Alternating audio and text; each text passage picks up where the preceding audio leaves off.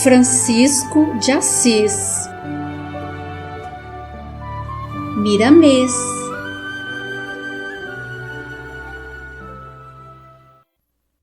Capítulo 11. Despertar.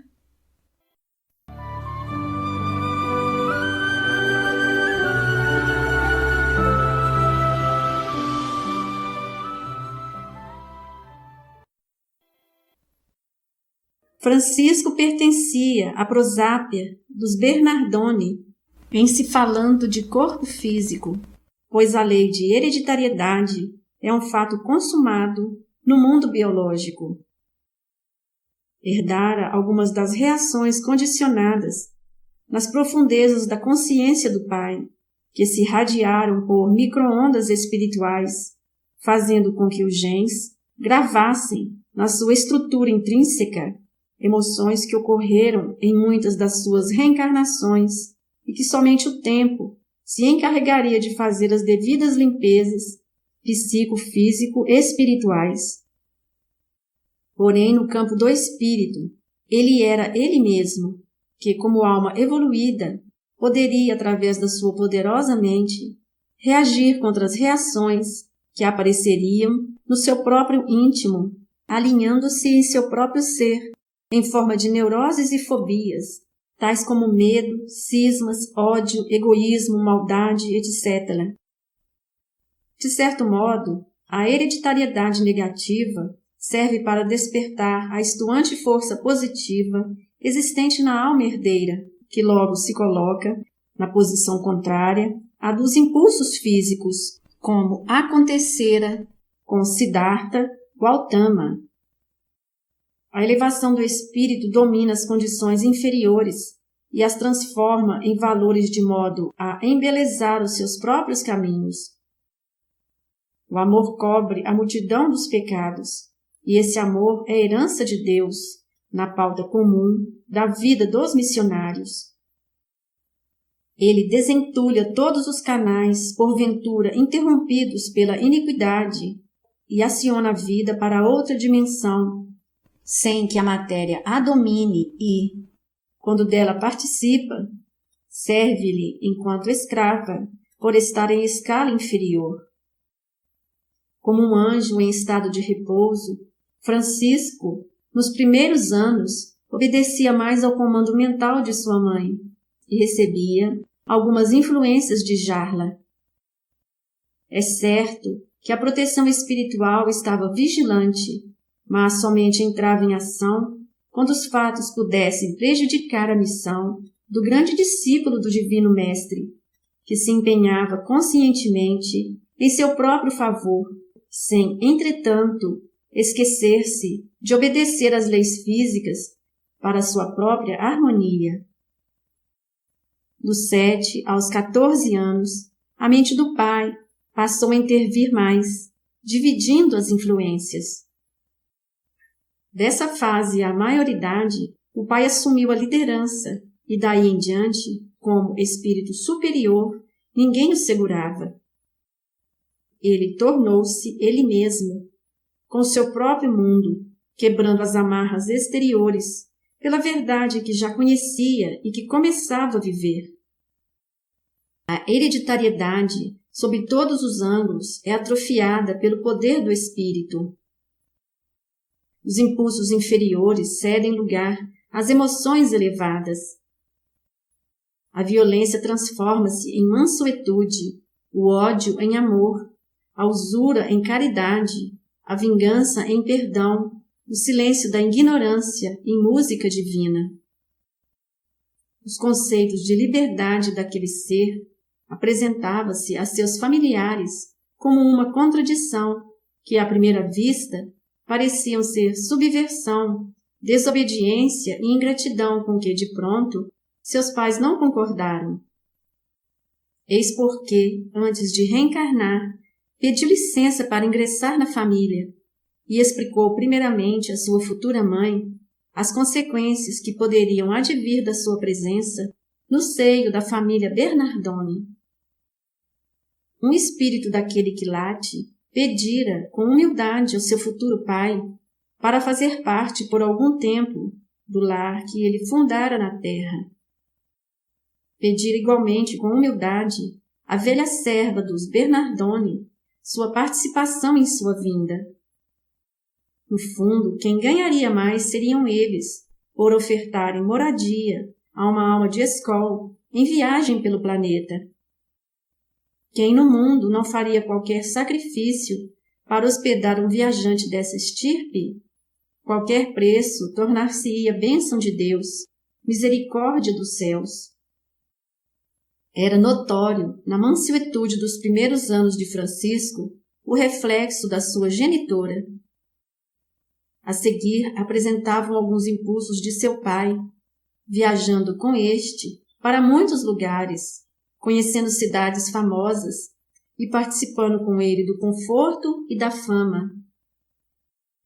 O rico comerciante de Assis estava eufórico, alimentando no coração a certeza de que Francisco, de fato, herdara as suas proezas de hábil permutador dos bens terrenos, na multiplicação do ouro e da prata.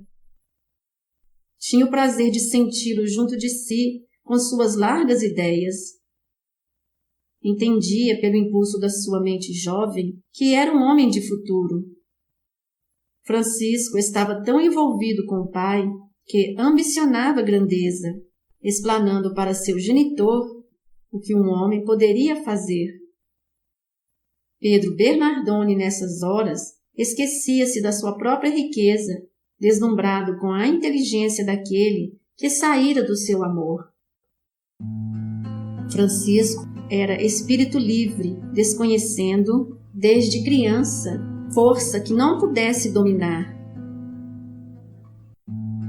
Tinha ideias que se comparavam, de certo modo, com as das antigas dinastias do Velho Egito, da Babilônia e da Assíria. Era, por natureza, um poeta das estrelas e, de vez em quando, seu pai o surpreendia, fitando-as a mastigar uma filosofia que somente o coração entende.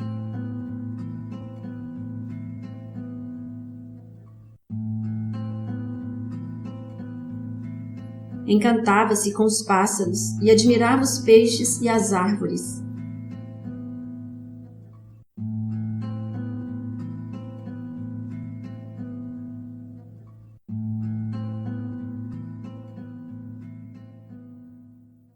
Logo cedeu aos convites de seus colegas da mesma idade e se fez um grande seresteiro nas ruas de Assis.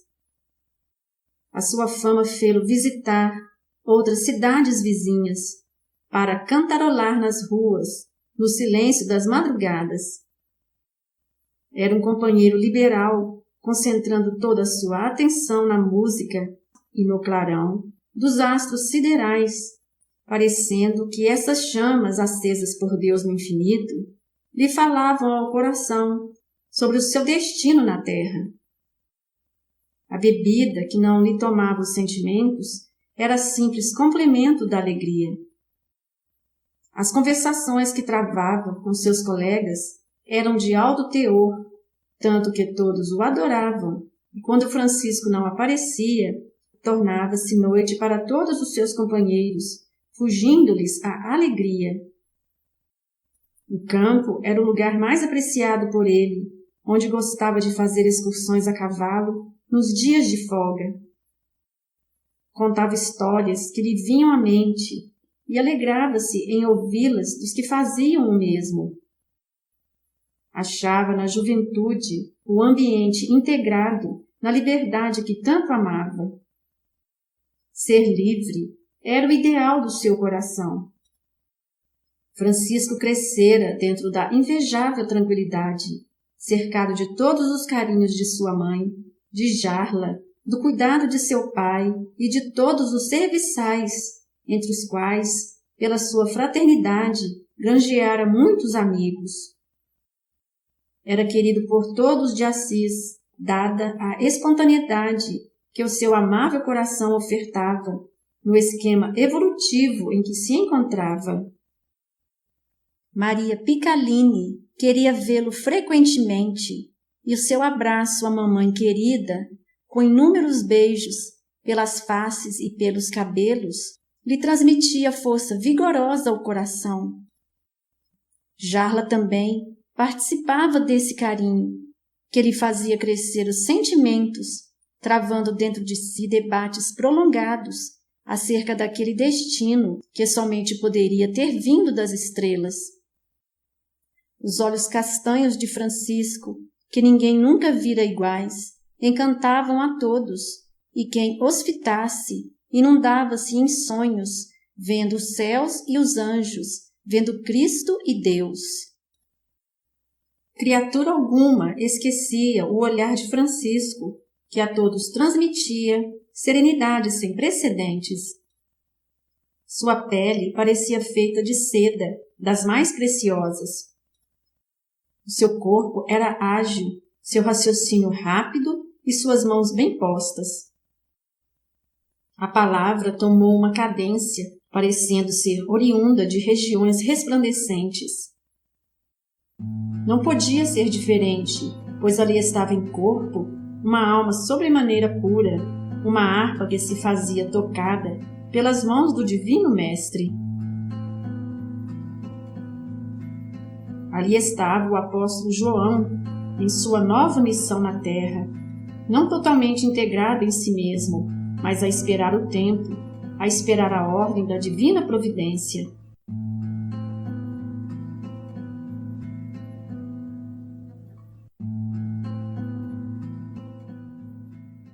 Francisco a tudo entendia em dimensões elevadas. Certa feita, o pai começou a aborrecer-se com ele, percebendo o modo como tratava os empregados e o cunho de sinceridade que demonstrava aos fregueses. Chamou-o à ordem, querendo demonstrar-lhe que a verdade comercial é diferente da verdade do coração, sendo uma incompatível com a outra. Se assim continuasse, se arriscaria a prejudicar a posição financeira que desfrutavam em Assis e em toda a Itália. Mostrou-lhe que no comércio existem segredos, cuja revelação é prejudicial, que empregados e patrões trabalham juntos, porém em níveis diferentes de vida, e que a autoridade e o respeito eram necessários ao bom andamento dos negócios e ao equilíbrio financeiro. O rapaz ouviu silenciosamente, sem que o seu íntimo participasse das ideias do pai. Meio triste, saiu a andar pelos campos até aparecerem as estrelas que tanto admirava. Pregou os olhos nos céus, como que hipnotizado ou consultando os astros. Passou em revista toda a constelação, parando aqui e ali, conversando com o infinito acerca do verdadeiro comércio, das trocas que se faziam na terra, das mentiras que se diziam para o povo, da hipocrisia, da burla, do engodo. Será que Deus semeava mundos por todo o universo, neles colocando apenas seres da estirpe que conhecia? Tivera oportunidade de conhecer junto ao Pai cidades e países onde o roubo e a mentira eram frequentes e o fingimento o sinal mais evidente do bom comerciante. Aparentemente, ainda tolerava alguma coisa, mas no íntimo não suportava a podridão que fermentava dentro da cabeça dos homens, incluindo seu próprio pai. Sendo difícil para ele conviver com aquele estado de coisas, tinha ímpetos de renunciar e partir da própria casa onde morava. Resolveu consultar a mãe e Jarla sobre o que pensava. Sem dúvida nenhuma, Deus não aprovava aquelas práticas. Sem dúvida, os seus caminhos eram outros. Em casa, assentou-se perto da mãe, beijou-lhe as faces e acariciou-lhe os lindos cabelos. Olhou dentro dos seus grandes olhos e falou-lhe com doçura. Mamãe, sabes de onde vem toda essa fortuna do papai? esse conforto que desfrutamos nesta casa, a segurança e a fama dos Bernardoni? Fez pequena pausa para que a mãe pudesse responder. Pica, meio perturbada, acariciou o filho e pediu que lhe desse mais tempo para pensar, pois no momento não estava à altura para responder-lhe com exatidão. Francisco, antes com o senho carregado, deu um meigo sorriso e se entregou ao colo da sua genitora, pondo-se a pensar mais e a formular outras perguntas. A mãe deslizava seus pensamentos em várias direções. As respostas que encontrava eram contraditórias. Na verdade, ainda não tinha pensado profundamente naquele assunto, e a sua resposta haveria de ser exata, porque Francisco era inteligente e tinha grande confiança nela. Não deveria mentir para quem tanto a amava. Jarla chegou de improviso, encontrando os dois em silenciosa apreensão. Interrogou amavelmente: "O que estais a meditar, sem vos dar conta da presença da gente? Francisco, meu filho, vem cá, vamos cantar nós dois juntos, para que a tua mãe se alegre também, pois me parece preocupada com alguma coisa séria." O rapaz, porém, em outra dimensão, com muito custo e muita insistência da companheira de sua mãe, respondeu: Sim, Jarla, que foi? Que queres que eu faça?" Respondeu a interlocutora: "Que cantes comigo." Ele tornou a sorrir, buscando a velha grega para perto de si, ofertando-lhe o carinho esperado, e os dois cantaram, em dupla, a canção da alegria que Jarla herdou dos seus avós.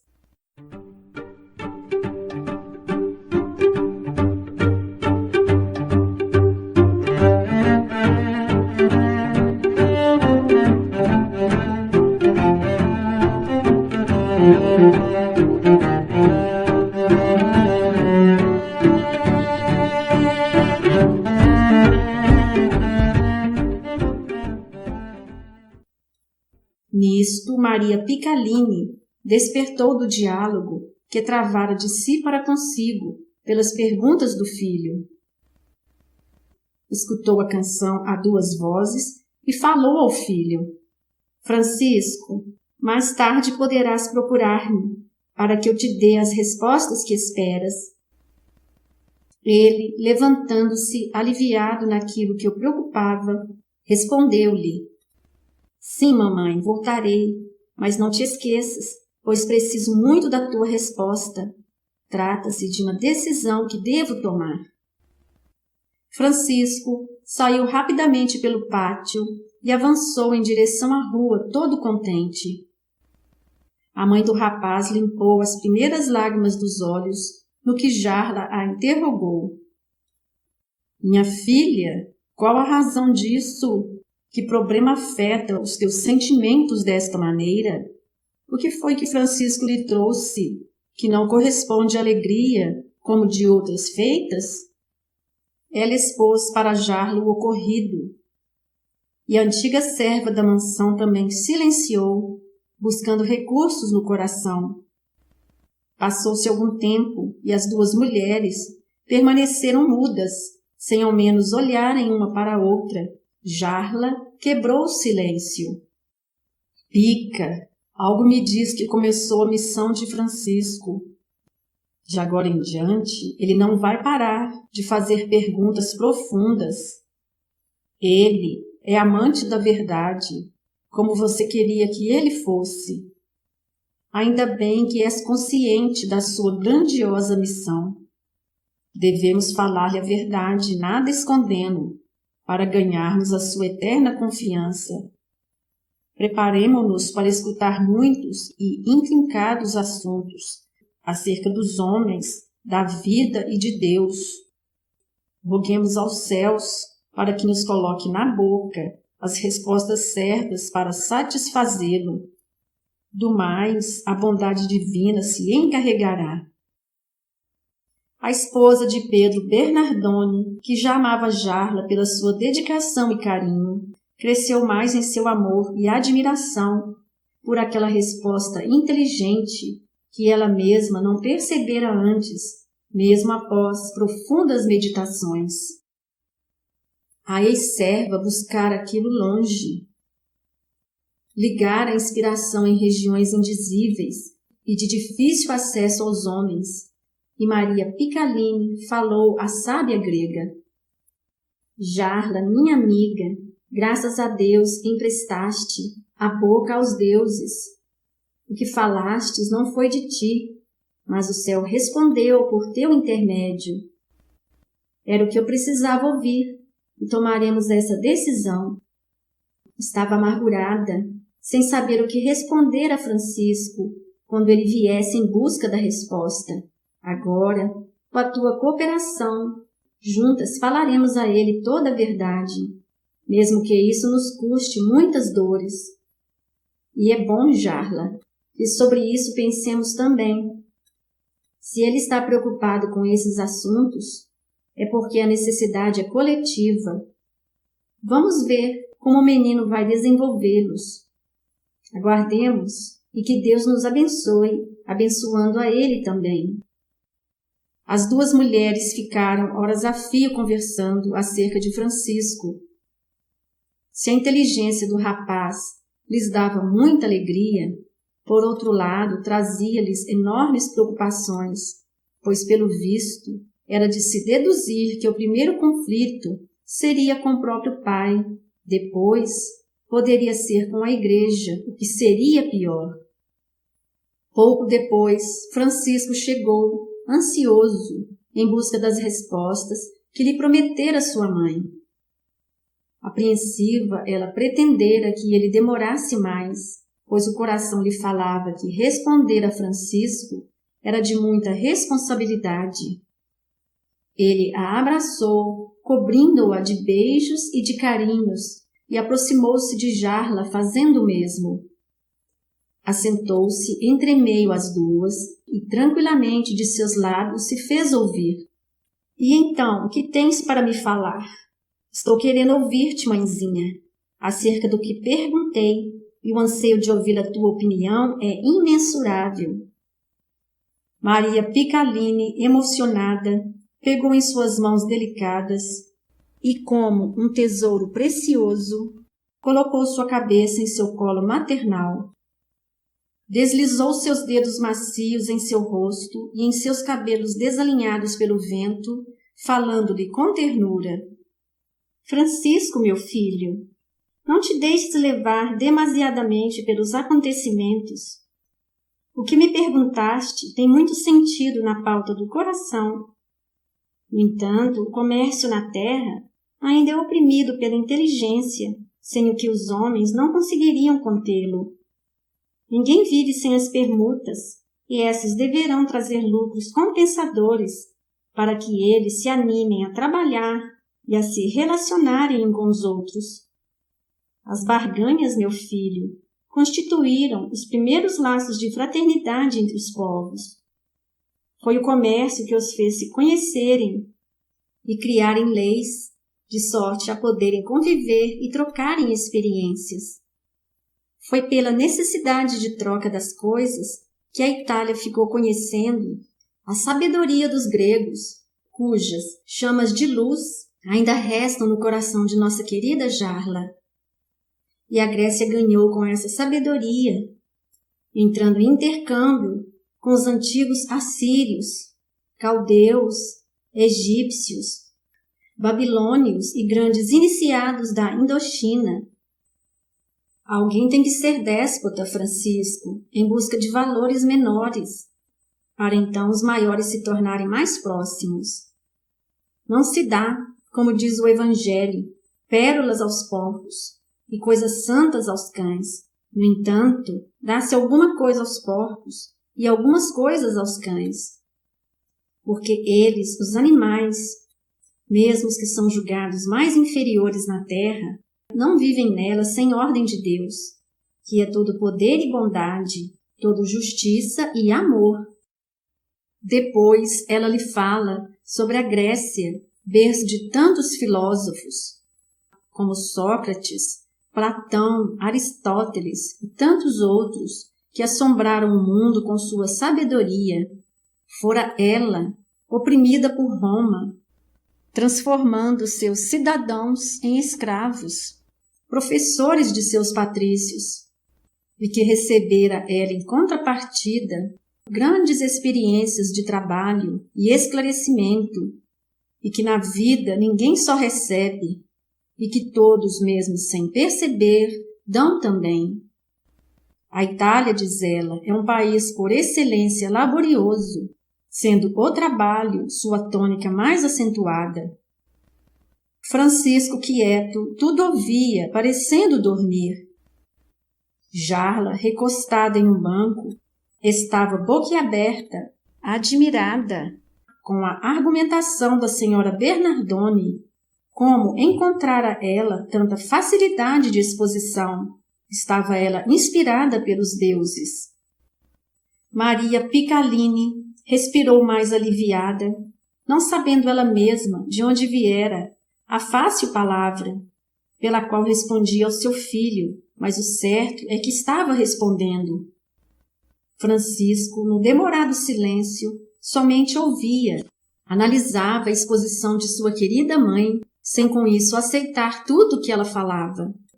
Todavia, a educação fê-lo manter-se calado, até que sua genitora terminasse a explicação. A linda mulher continuou com carinho e suavidade. Francisco, meu filho, todo este conforto que nós outros desfrutamos nesta casa vem desse esforço do teu pai, que tem a virtude muito sagrada do trabalho. Não vês, querido, que enquanto dormimos, ou nos entregamos à leitura ou ao passeio, ele está trabalhando ou viajando em função das vendas e das compras, sem medir sacrifícios? Todo trabalhador é digno do seu salário, assim nos diz o Evangelho, e ele faz questão de desfrutar o fruto do seu trabalho, morando bem e comendo regularmente. A fama de rico é pelo muito trabalho além do normal e pelo ouro que ajunta com o suor do próprio rosto. Será lícito o julgarmos usurário? E nós que também desfrutamos com pouco ou nenhum esforço para ajudá-lo? A segurança financeira de Pedro Bernardoni é igualmente minha e tua, se não de Jarla e dos servos, que também vivem conosco. E ainda mais, Francisco, nós não podemos querer modificar a natureza de teu pai de uma hora para outra. Cada um de nós tem tarefas diferentes de acordo com a posição que ocupamos no mundo. Até entre os animais existe diferença de sorte. Uns são caçados pelos homens e, depois de mortos, esquartejados, assados e comidos. Outros servem de sacrifício aos deuses, sendo, em muitos casos, queimados vivos. Outros nascem no mesmo lar que os humanos e são carinhosamente alimentados e tratados como filhos da casa, até a morte natural. Assim são as plantas, assim as aves. Entre os homens não há diferença. O processo da evolução da alma não pode mudar, porque nós achamos, no aflorar dos nossos sentimentos, que as leis estão erradas. Os grandes profetas, os grandes santos e mesmo Jesus disseram que não tinham vindo para julgar ninguém. Tu e eu é que vamos fazê-lo? Parou um pouquinho, já com os lábios secos. Olhou para Jarla com alegria, que pela feição deu-lhe todo apoio. Olhou para Francisco. Este continuava com os olhos cerrados, meditando no que ouvira. Maria Picalini começou novamente. Francisco, acho-te de pouca idade para pensar nesses relevantes assuntos. Observa que existe isso em toda parte. Não serás tu, uma criança de Assis, que vai mudar o mundo. Se porventura algum dia já adulto, achares que esse proceder de teu pai e do resto do mundo está errado, procura vida diferente, ou une-te a quem pensa do mesmo modo, sem oprimir quem quer que seja. Toda opressão gera malquerência, toda imposição gera ódio, e todo julgamento apressado nos diz, pela experiência, que o errado é, em verdade, o julgador. Não queiras servir nunca de motivo de escândalos. Se nasceste sem interesse nos bens terrenos, não queiras obrigar os outros a fazerem o mesmo. Respeita as ideias e a vida alheia, que desse modo Deus haverá de te abençoar e o teu coração será um coração de luz. Espero que tenha respondido às tuas perguntas e que medites sobre o que eu disse. Como tu, a nossa Jarla está calada, somente ouvindo, e eu gostaria de ter a sua abalizada opinião acerca do que eu disse e do que eu penso. A ex-serva dos Bernardoni saiu da meditação em que se encontrava, suspirou profundamente, desatou um sorriso suavizante, falando com bom humor. Tudo que falaste, Maria, está mesclado da mais alta sabedoria, que o céu te conforte e proteja. Eu nada tenho a acrescentar, e mesmo que eu tivesse, não me sinto digna de corrigir-te. Se alguma coisa eu pudesse fazer, era somente pedir a Francisco que te ouvisse. Sócrates já falava quase há 2000 anos atrás que o primeiro impulso da alma nobre no mundo é querer consertá-lo de uma só vez, mas que o tempo mostrar-lhe-á o engano e ela passará a consertar a si mesma. Acho, Pica, que Francisco deve aproximar-se mais da realidade, pois a sua idade é penhor de muitos sonhos. A vida não é tão fácil, do modo pelo qual a juventude pensa ser. Os melhores professores que por vezes encontramos são os anos que pesam em nossos ombros. Creio eu que este menino do nosso coração vai aprender com mais facilidade as leis naturais que nos dignificam a existência. De qualquer modo, disse Jarla, olhando para o rapaz, que abria os brilhantes olhos, é bom que respeite os teus pais, para que tenhas anos de paz na terra. E tornou a repetir, nunca é demais o respeito aos direitos alheios. Francisco, ligeiramente pálido, mas com expressão alegre, levantou-se e enlaçou as duas mulheres, uma em cada braço, distribuindo beijos entre elas, que, no mesmo instante, acenderam os corações de amor e ternura pelo rapaz, e ele proclamou com meiguice e afeição: ambas sois para mim estrelas que Deus colocou em meu caminho, fontes de água pura, de sorte de matar a minha sede. São duas almas nas quais poderei encontrar segurança. Senti, mamãe, a verdade em tuas palavras. Não sei se poderei segui-las, mas sei que falavas com sabedoria superior às nossas capacidades e que alguém é capaz de provar tudo isso pelo amor. Eu, na verdade, não sei o que será de mim. De uns dias para cá, algo dentro de mim me impele para posicionamentos contrários àqueles em que se situa a maioria dos homens. Que Deus me ajude para que eu não seja lapidado ou crucificado como Cristo que tanto amamos. Não quero inovar o mundo, nem os homens. Ambiciono, sim, difundir pela vida a alegria pura, a amizade sincera, a fé sem covardia, a piedade sem hipocrisia, a caridade sem trocas e o amor sem barreiras. Ouvistes bem, mamãe? Ouvistes bem, Jarla? Essa é a voz que canto dentro do meu coração. Vós, tenho certeza, me entendereis, mas meu pai não. Mesmo que eu não o oprima, serei oprimido por ele, mas isso não importa. O que importa para meu destino é servir a causa de Deus, que é a mesma causa de Jesus. Não tenho idade, como disseste, para tanto. Todavia não é somente a idade que faz o homem carregado de valores, que perdoa os inimigos, que esquece o malfeitor, que ama o companheiro, é acima de tudo o dedo de Deus. que toca a campainha da inteligência e do coração em prol da humanidade, sem medir sacrifício. Mamãe, ontem à noite comecei a ter piedade profunda de todos os seres que sofrem, do inseto ao homem. Mesmo que eu não quisesse sentir essa emoção, não conseguia. É como se não fosse somente eu, mas algo que existe em mim, que me leva a pensar e a sentir desta maneira. O que fazer se não seguir o que explode dentro do meu peito, como sendo o próprio Deus querendo sair e ajudar os outros, amando sem exigir e abençoando sem distinção? Devo mostrar às criaturas que a fé é um patrimônio comum a todos, que Deus existe, que o céu é uma realidade e que somos eternos na eternidade do Pai Celestial. Francisco agradeceu a mãezinha e a jarla e se diz abalado com tais argumentações, o que, segundo ele, foi bom, e que fora despertado nele outros valores na sua inteligência e em seu coração, marcando limites para a bondade e freando a verdade em sua marcha quando ela começa a prejudicar.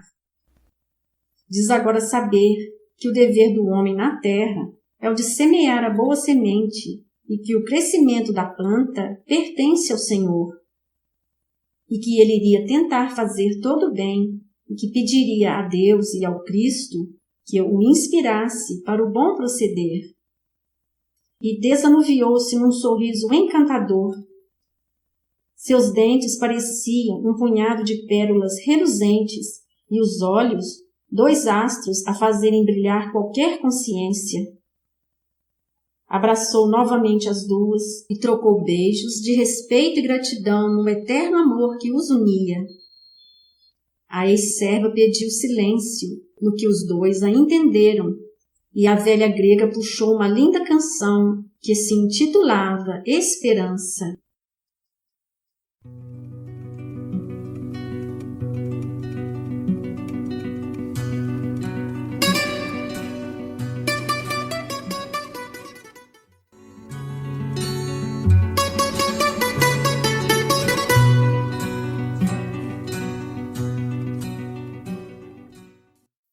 Fim do capítulo.